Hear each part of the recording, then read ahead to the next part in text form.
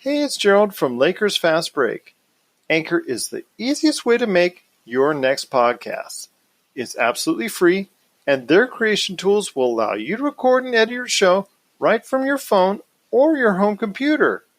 Anchor will then distribute your podcast for you so it can be heard on great podcast outlets like Spotify, Apple Podcasts, Radio Public, Google Podcasts, and many more. You can even make money from your podcast with no minimum listenership. It's everything you need to make a podcast all in one place. So download the free Anchor app today or go to anchor.fm to get started on your next podcast.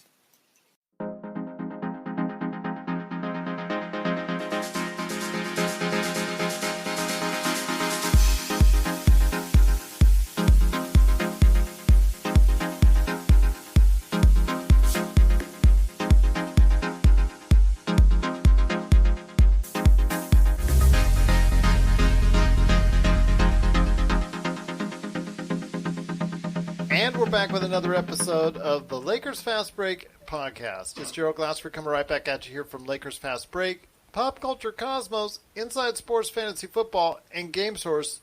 We truly appreciate everyone out there listening to all of our great shows. And if you get a chance, please give us that 5-star review on Apple Podcasts.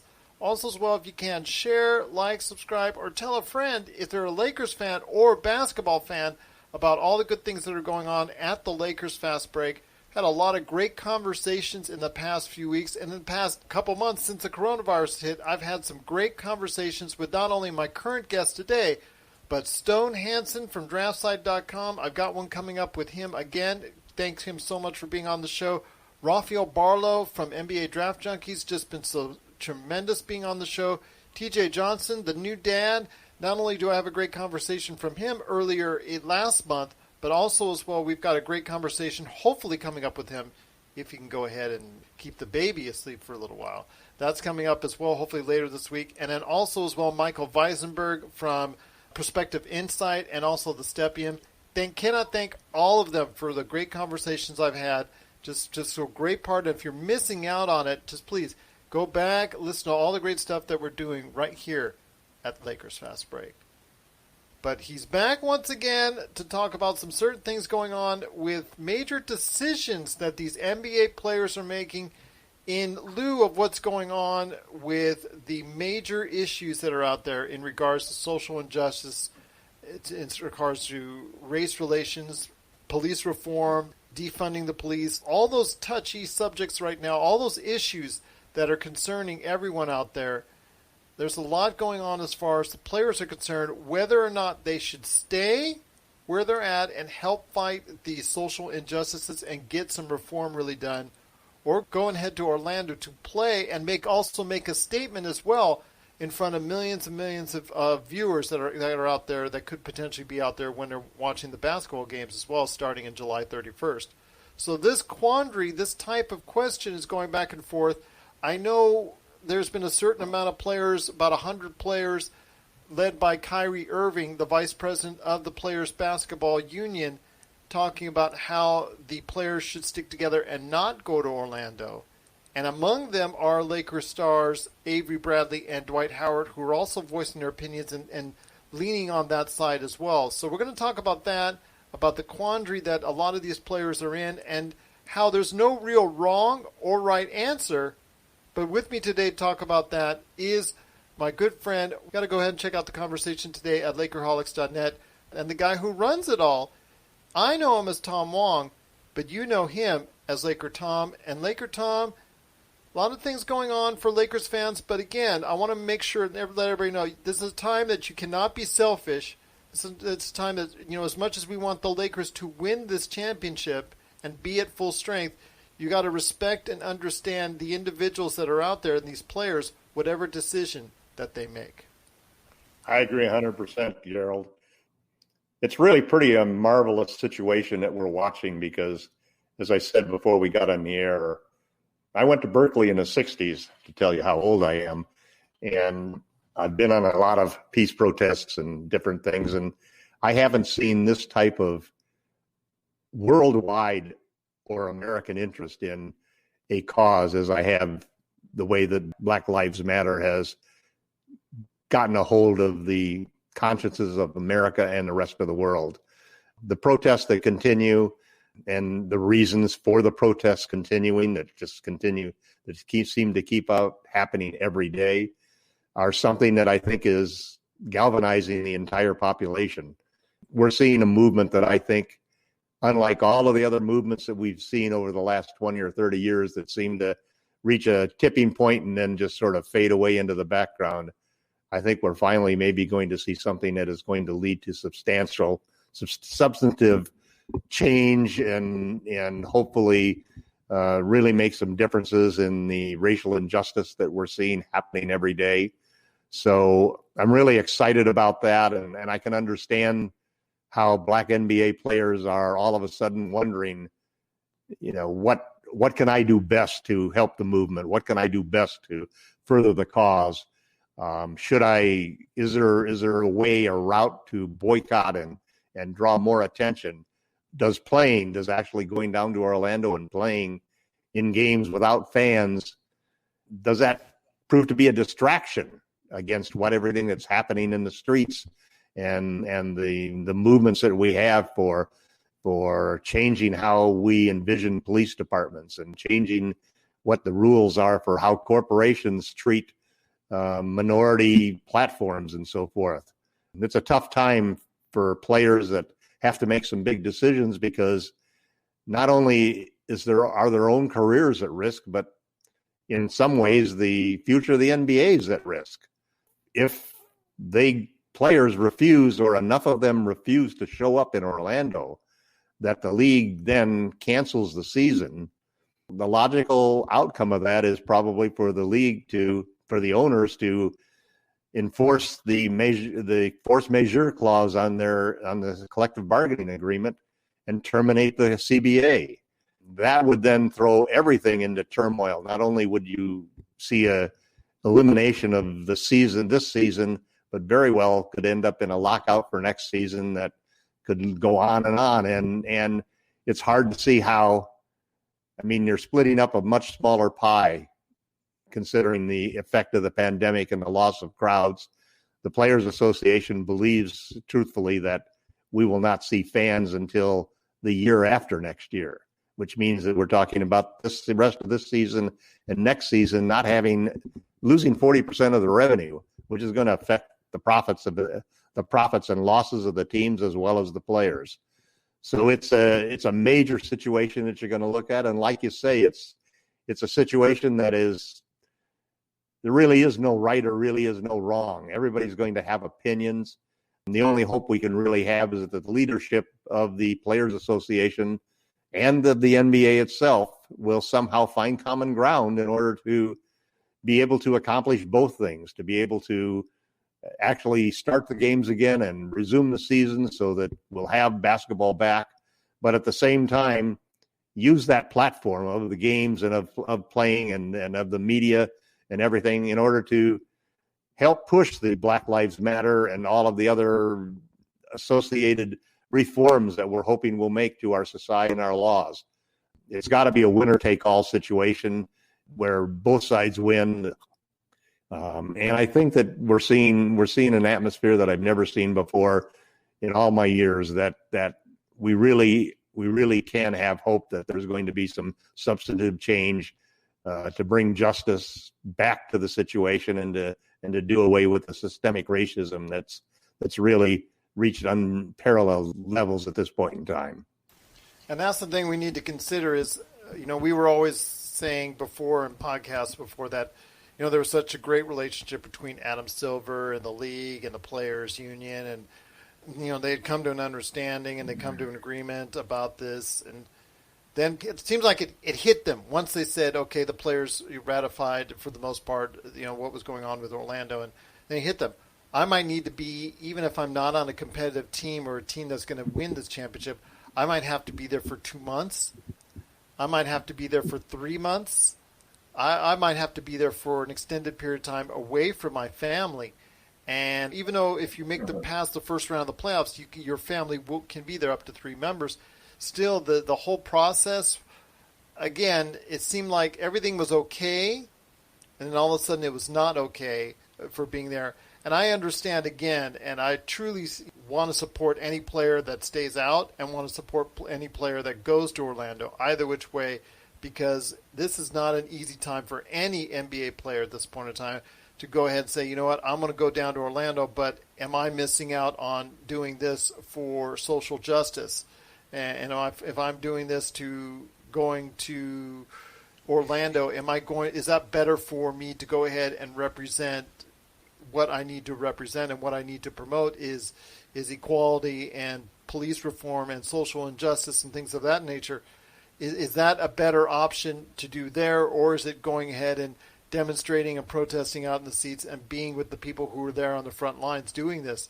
It's like I said, it's a catch-22. It's you're either damned or you're not, and it's, for me, it's actually either. You're not. You're making a good decision either which way.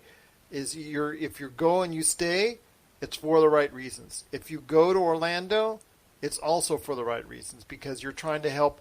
A lot of these guys are not making the supermax contracts. A lot of these guys are not making the large 50, 70, $100 million contracts over the course of 3-4 years and whatnot. A lot of these guys are on a lot of these guys are maximizing their money now, and they're only getting, 7 figures or just barely about there, or they're not having the big, large salaries. So they have to keep that in perspective, that whatever gets cut is going to be cut substantially more if they don't show up. So it's a catch-22 what you're thinking as far as, do I stay or do I go? But you're making a good decision either which way, whether you want to support those who you care about from home, or you want to support and make a statement and make a message on, in front of a live TV audience, and also at the same time support your family as well. It's either way. You cannot have, no one can say it's a bad decision. Yeah, I think that there's a range there. There's really 4 different groups as far as I can tell. You've got one group that includes LeBron James, that basically they want to play. They have a chance to win a championship. It includes most of the players on the Lakers, the Clippers, the Bucks, and the teams that are going to be in the heart of the playoffs, or the young players that really want to get in there, like Zion Williamson, and show what he can do in his first chance in the playoffs. So you've got one set of players that they want to go. They're more than willing to use every opportunity ever to promote the causes that they believe in, and to help the campaigns that they're supporting. But they basically want to play. They want the opportunity to finish the season. Then you've got another group that's headed by Dwight Howard and ostensibly by Kyrie Irving, that basically says, playing is a distraction. What we should be doing is being down on the streets with the people that are protesting, and focusing our attention on that and on our families, and the opportunity to make a change that for 400 years we've been trying to make. This is not just a generational change. It's a change in the direction of the entire country and maybe the world. I mean, the rallies that we've seen in other countries supporting Black Lives Matter in America have just been astounding. So you've got another group there that's taken a completely different tack, that the best way to promote and help support the causes that we believe in and make lives better for Black Americans is to stand with the people, and not to go out and to make that sacrifice to stand with the people. Then you've got a third group that they're worried about all of a sudden returning to play after being off 3 or 4 months, and the prospects of injuries and all of those things that go with it. You're going to go into play that you usually don't go into until after playing 80 game season and being in shape and really developing. And you're going to go into the playoffs, 2 weeks after you get back, after maybe a 3 or 4 week training camp to get back into shape. And they're actually seriously worried about how that could impact their careers. There's a whole bunch of guys like Brandon Ingram and Kyle Kuzma, guys who are ready for their next big contracts, and they're worried about getting insurance to cover themselves from a career-threatening career-threatening injury that they could incur because of coming back too soon. Or coronavirus extenuating circumstances yep. from that. It's from that 2017 draft. Yep. They're not eligible for the insurance, so they're trying to go ahead and get started a group from that 2017 draft, and probably, I would assume, everybody else that's heading in there that's actually that age or younger, trying to get a better insurance for themselves heading into this bubble. I don't blame them a bit because, again, a lot of things can happen within that bubble. Well, look at DeMarcus Cousins, man. He was ready to sign a $170 million contract and he tears his knee out. And then a series of other injuries. So, and then the whole problem of in the middle of a pandemic in a state where the cases are rising rapidly right now, Florida, you want to go out and play in a pandemic. Then you've got a fourth group of guys who their main concern is, I don't want to be locked up for 3 months. That's just not right. It's not going to be, what kind of restrictions are we going to have? Can I see my family? What am I going to be able to do? That whole sort of feeling that we've all getting a little stir crazy and cabin crazy the last 3 months sitting here. And so it's easy to imagine that, you're an NBA player and you're going to be locked in Orlando in DisneyWorld for 3 months while the playoffs go on. So you've got all of these different groups that have different points of view of what's important to them and so forth. And overlapping the whole thing is the big denominator of everything, money. Guys are looking at, even if the best scenario cases, they're going to make a lot less money the next couple of years because their revenue is a lot of their revenue is tied to the CBA and to the amount of revenue, basketball-related income, BRI, that's generated. And a good portion of that comes from fans. Another portion comes from the TV contracts. So you've got this whole thing hanging over that if, I don't know what the percentage is, but maybe if a third of the players all of a sudden don't want to play, that might be enough that the league is forced to cancel. And if they cancel, one of the force majeure clauses in the collective bargaining agreement is epidemics. That gives them a reason in the case of an epidemic for the league to declare, to call force majeure and terminate the collective bargaining agreement. Then all of a sudden you're left to have to renegotiate. There'd be no more season and you'd have to renegotiate for next season. And last time we did that, there was a lockout and we missed half a season. I think the one thing that is really promising and hopeful about this whole situation is it's important that all of the players get these discussions in, that all of these four different points of view get expressed and that the people have a chance to speak out to them. Some of those situations can possibly be addressed. Maybe we can allow more time for players so that they less risk of injury. Maybe we can expand rosters so guys don't play as many minutes. Maybe we can excuse certain players if they just feel that they can't go to Orlando for fear of that. And maybe there can be exceptions made as to the fact that it affects their contracts and so forth. One of the things that Adam Silver has done a great job has been building a consensus around how we solve these touchy, difficult problems. And so I think that bodes well for the NBA players. And I think the people who run the Players Association have done an excellent job also of making sure that the players all get their right to say what they think and get to express their opinions and feelings about these issues because they're major issues. We're facing, an unprecedented, different type of new normal for the NBA season than we've ever seen before. And at the same time, we're facing what may be the greatest opportunity in 400 years to bring some more racial justice to this entire society that we live into and to right a lot of the wrongs that are going on. So, like you say, there's no right answer or wrong answer, but I think that we're doing the right thing. The players are doing the right thing to have these discussions. And while I may question some of the motivations of certain players that aren't playing right now or that have big contracts who are willing to make sacrifices for other people that don't have those opportunities or money, I think that it's a good thing that all of this is coming out.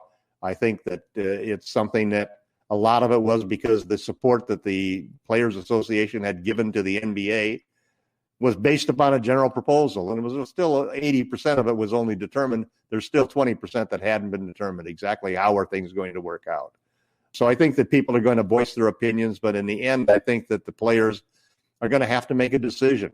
And I think that there always has been unanimity of decision making and a feeling of building toward a consensus by the NBA players and the owners.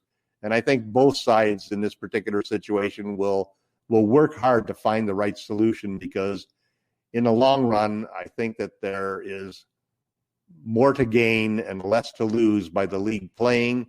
And the NBA has always been, more than any other professional league, very, very supportive of the fact that the majority of its players are black players, and they understand those issues and have always been in the forefront of fighting for those issues. And so I think that the league and the players will come together. We will see basketball again, and hopefully we will see the platform of the NBA returning to the playoffs as a platform used to really support Black Lives Matter and all of the associated issues that are tied to that, that we'll get hopefully a new kind of police organizations in the future, a new way of dealing with social justice and basketball once again.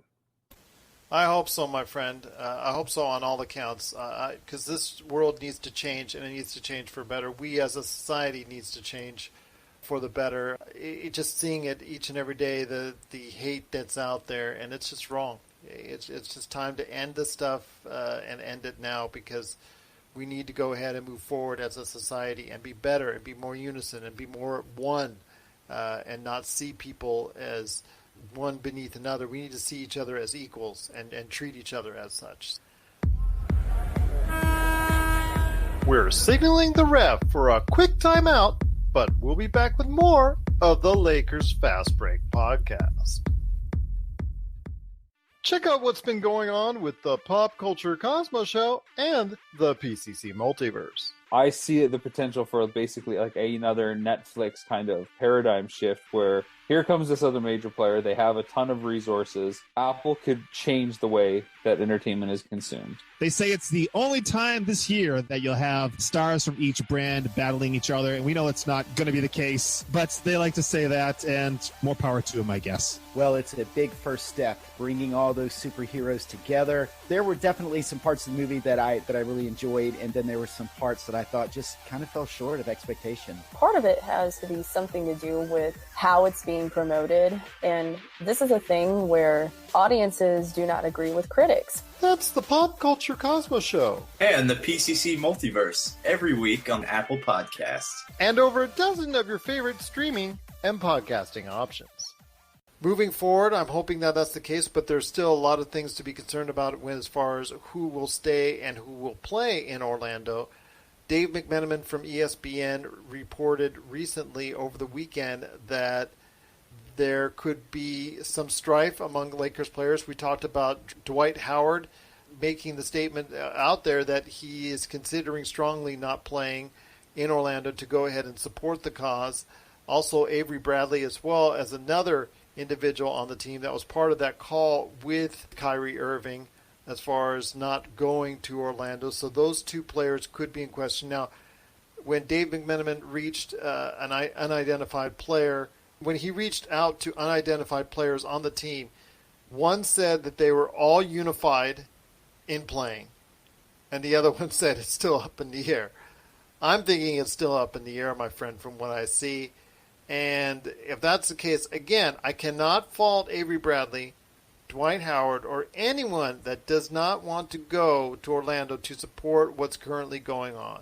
Cannot fault them at all. But that still would be a big hit to the Lakers as far as any championship hopes. Yeah, but I happen to feel that if we end up with a situation like that where a few people, just because of their own conscience, make a decision not to go, I think it's probably going to be, it's just another one of those factors like injuries or testing positive for COVID-19 as you go into these playoffs. There are going to be multiple players on multiple teams who are going to test positive. No matter what you do, it's going to happen. We're seeing the number of cases increase like crazy. The projections are now that we're going to have 200,000 people dead before the NBA playoffs start, before the NBA finals start. And so that's definitely not a situation where the pandemic is under control or no longer is a major factor. So it's a tough needle to thread to figure out exactly how to do this safely, to convince everybody to do it. We may not have everybody there, but, it's just like we saw in the playoffs last year between the Raptors and the Warriors. Everybody wasn't there either. And it's the best 5 guys or the best guys that you're going to put out on the team. And next man up has got to show up to win. So I'd hate to lose Dwight and I'd hate to lose Avery. Who knows? Maybe we'll end up with Boogie Cousins playing center. And that's what we want to talk about right now, is because you have stated in your Medium column on Medium.com that a possible option would be DeMarcus Cousins returning to the Lakers. Because I know he will be summoned when that moratorium for free agents is out there, and I think that's at the end of this month. Right. I think there's going to be a moratorium, that there's a period of time where you can sign free agents. June 22nd, I think they're going to. Yeah, wow. And that's 8 days away from when we're talking. And I want to ask you this. How could the Lakers, let's say everybody does go. Let's say Dwight Howard and Avery Bradley do decide to go and everybody does go. How can they still fit DeMarcus Cousins into the equation? Because if he's not picked up by the Lakers, I can tell you right now, he will be picked up by somebody else. Well, first off, I think you have to assume that Boogie is healthy, which is not a sure thing because he's had 3 major injuries to the same leg in the last 3 years. But also, he was on schedule. I think back in February, Frank Vogel said he was on schedule to be ready to play in June. We're looking now at let's say we don't really need him until we get to the Clippers and the Bucks, which is late September. So you're talking about another 3.5 months that he's got to recover over and above what they thought he'd be ready. So I'm assuming in some form and manner that Boogie's going to be ready. Now, I basically, my article had 4 factors or 4 points why Boogie should be signed by the Lakers. And I think one of them, I'm assuming, too, also as part of this discussion, that it's inevitable that the league is going to expand the number of roster places, probably somewhere between 17 and 20 spots. Some teams will basically use their 2-way players to get to 17.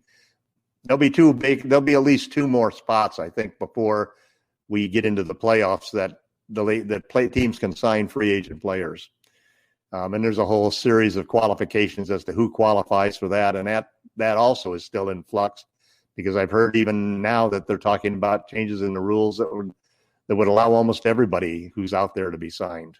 Jamal Crawford at one point in time was not able to be on that list because he hadn't played in a G League game or been on anybody's roster. Cousins definitely being on the Lakers roster could be signed. So I think the 4 reasons why the Lakers would want to sign Boogie. The first is obviously he could help them win a championship. He's the perfect stretch 5 player to play alongside Anthony Davis. That's why they signed him in the first place. AD lobbied heavily for it. Boogie and AD had a great experience playing together on the Pelicans. And so it makes perfect sense. Realistically, can you expect a guy who hasn't played for a year and a half and had 2 major injuries since then to actually come out and impact you and win a championship with you? That's probably a stretch, but you never know. And you just have to wait and see. I think the next thing is that you need insurance. You need insurance in case Dwight Howard doesn't want to play, in case JaVale McGee or Dwight Howard were to get injured, or in case one of them tested positive for coronavirus. And you got to remember, JaVale McGee suffers from asthma. And and that's a very dangerous situation to have when you're talking about a respiratory disease like COVID-19. So, that's another factor that gets into the situation. And so you want to be careful about that. And I think probably the most important factor to me is that the Lakers basically still are looking at the opportunity to sign Boogie as a way of getting a superstar that they could not afford to get any other way. And that is by getting a guy they develop loyalty, they bring him along, they keep him on the roster even after he got injured. And it develops a loyalty because they know that they're doing it for the future.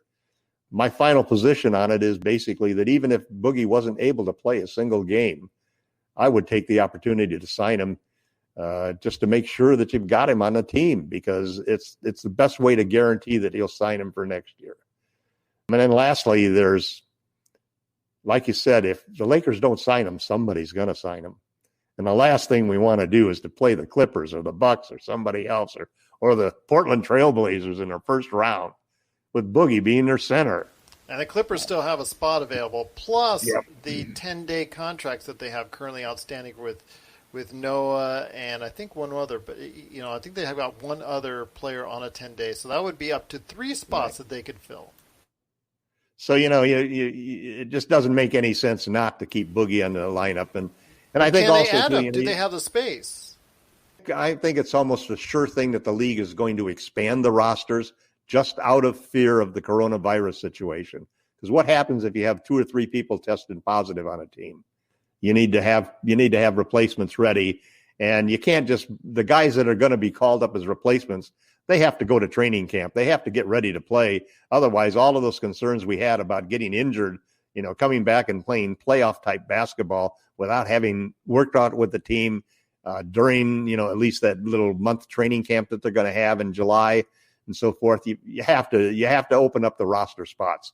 And it's always pretty sure now that they're opening them up at least 2 roster spots on every team so that you can at least bring in your two-way players. I think also that if they had a chance to bring in Boogie, that they might waive somebody at this point in time. Because they've loosened the rules so that they can do that. I hope they'll find a place for DeMarcus Cousins, because even at his age, even with his injuries, I still think he can be an effective player, especially next season, which is what you're looking forward to. If you can sign him to a contract of a year or more, that's what I would be looking more towards than just signing him for the here and now, because I don't know how effective he could seriously be during a playoff run. I mean, Golden State tried. They tried. And, in fact, they were one DeMarcus Cousins free throw away from actually kind of being very competitive in that series with Toronto, or even get to the point where they could have actually won that series.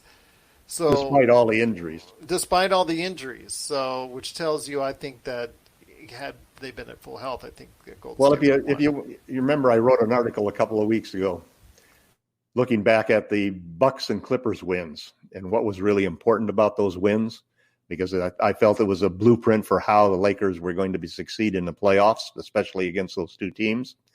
And one of the keys was playing a lot of small ball.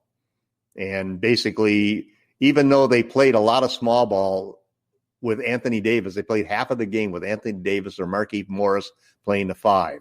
Well, neither Morris nor Davis shot the ball well at all from the 5. In those 2 games, I think they ended up 1 for 8 and 1 for 20. So, but what they did do is they drew the defense out because they had to cover them. And that's the one thing that Cousins can do that JaVale McGee and Dwight Howard just cannot do. They can pull the other center out of the middle of the lane and open it up for LeBron James and Anthony Davis to attack. And that was one of the reasons why we saw so many good drives by Davis and by LeBron late in the game to score baskets underneath. We really opened up the defense that way. Both the Bucks and the Clippers' defensive strategy basically is a drop coverage strategy on every pick and roll and every situation like that. Their center stays back. They'll give you that little mid-range shot because they want you to shoot that, but they will try to make sure that you do not get to the basket. And that's been successful early in the season against the Lakers. And the big difference is that Cousins is the guy who is perfect to play that game, because the year before he got injured, when he was playing with the Pelicans, he was on mark to shoot over 500 threes that season. At that point in time, that was the record that had been set by a former Laker, You just need a center who's really going to have gravity out there at the three-point line to make it impossible for the opposing team to clog up the middle. And Boogie can do that. I've seen him in shots in February and March warming up where he was shooting pretty good. So that's the one thing that you don't need to have your full wheels for, your full lift for, and so forth, if you can hit from outside. It's something that we really need to do. And I think even if we see that, we'll see Davis play a lot more center. So I think it's smart if Dwight would show up, because I think his role is going to be more limited in the playoffs, both Dwight's and JaVale's, just because of the need for the Lakers to play a lot more stretch five and small ball. Well, we'll see how this all plays out. I mean, you and I will be speaking again right on the cusp of that signing period where they could possibly get DeMarcus Cousins or make room for DeMarcus Cousins or find a spot for DeMarcus Cousins or anyone else for that matter that they could be interested in.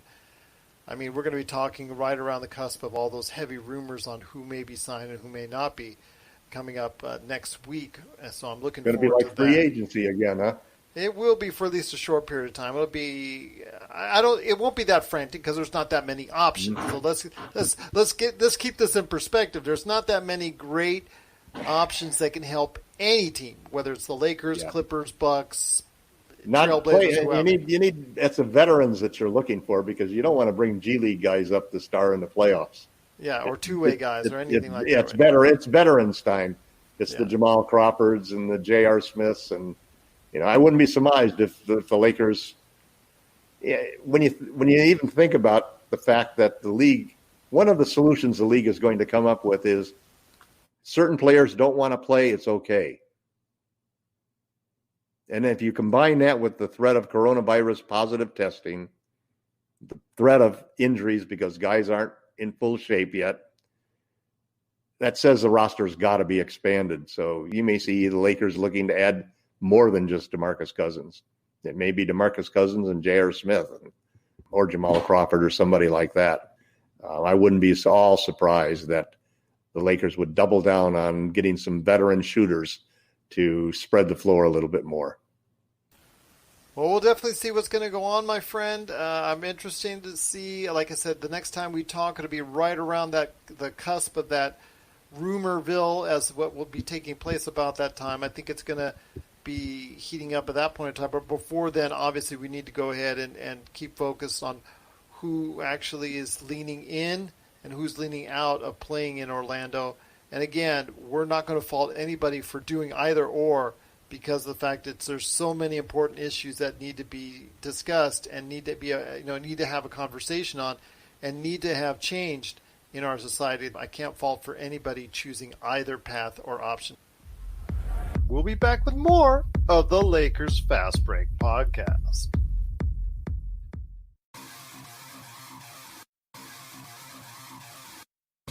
Needing an edge for your fantasy football team? Listen to the guys at Inside Sports Fantasy Football for insight that will help you reach your league championship. That's Inside Sports Fantasy Football. Check it out today on your favorite podcast outlet. Before we head on out, my friend, I know there's a lot of stuff going on at LakerHolics.net, so I want to talk to you now about all the great things that are going on at LakerHolics.net. Well, we've obviously been discussing the DeMarcus Cousins situation to death. I think that most of the Laker fans on that site are really DeMarcus Cousins fans. There's a few people that are still, wondering whether or not he really has enough gas left in the tank to really make a difference. Can he really come back after 3 injuries on the same leg and so forth?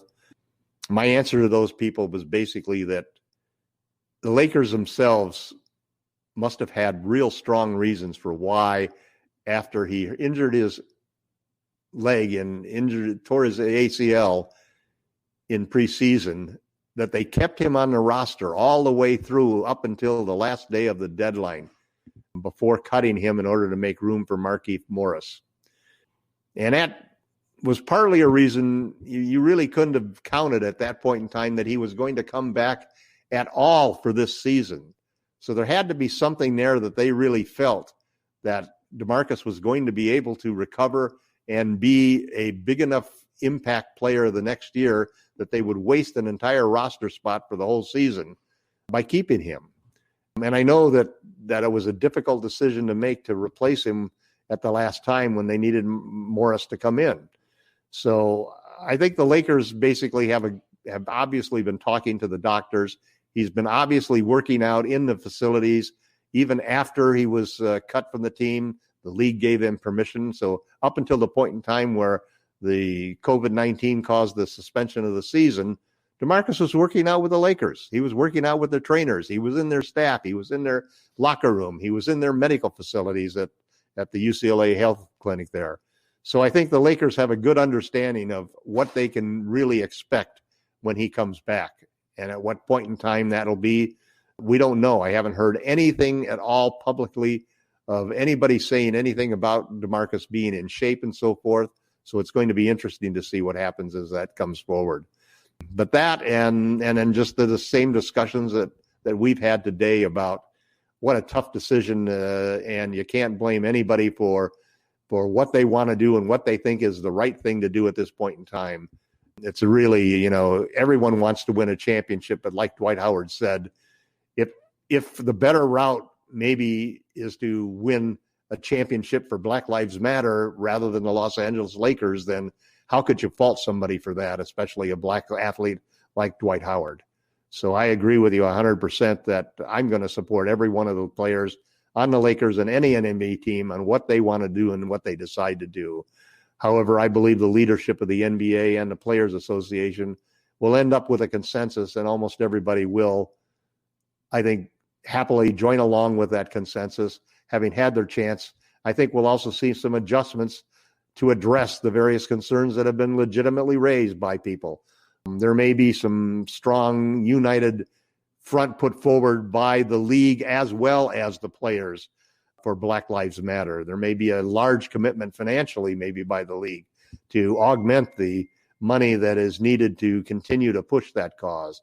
I think we'll see expanded rosters. I think we'll see things to make sure that players feel safer and not having to feel like they're going to have to play such huge minutes and risk getting serious injuries. I think we may see some insurance for players who are, let's say, in a contract situation where they really are looking for a big contract next year and they're risking coming back and playing and then a possible injury and so forth. So I think we'll see a lot of accommodations and it's sort of a merging of all of the various concerns that the players have and addressing of that by the league and by the Players Association.